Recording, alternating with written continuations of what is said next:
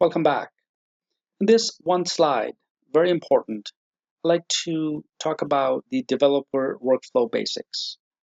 So before you even think about creating an app or maybe learning how to code, or if you already know a little bit of coding in Java or any other language, it's important to understand how developers work and create their workflows. So a series of about 5 steps, so to speak, starting off with setting up your actual workspace. And this is important because each developer, or every one of us, works differently. We have different working environments.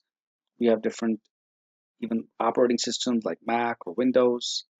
And we like our user interface in a certain manner, maybe a certain theme or windows being displayed in different places.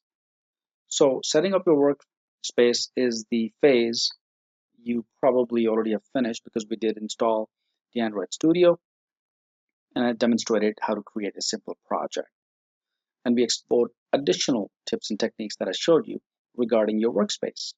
So once you're comfortable with your workspace, then you begin to write your app, which is the next step in the workflow.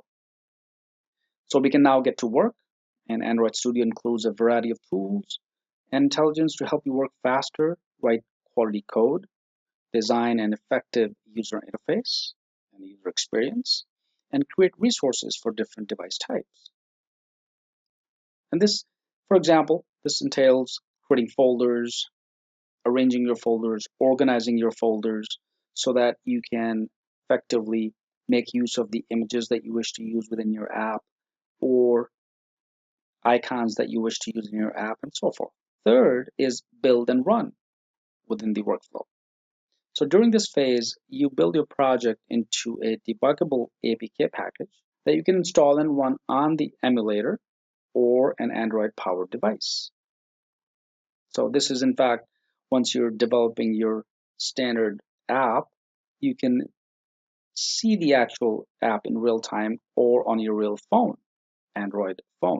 If you don't have an Android phone, you can always use the Android virtual device or the Android emulator, which depicts pretty similar output as your real phone.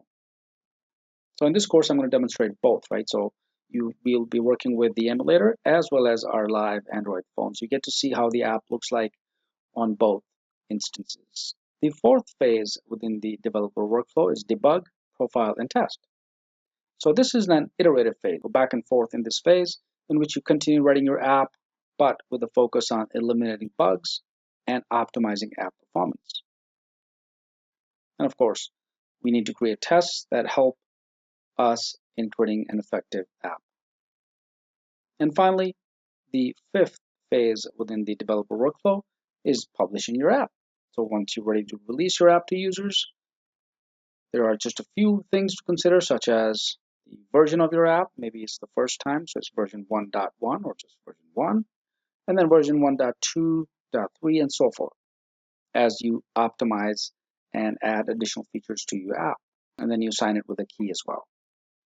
So again, this is the developer workflow basics. It's important. The reason why it's important because as you start thinking about developing an effective app or writing code, it's important to understand these workflows. So I hope this helped. If you have any questions regarding this, let me know. Be glad to help with this. Let's move to the next lesson.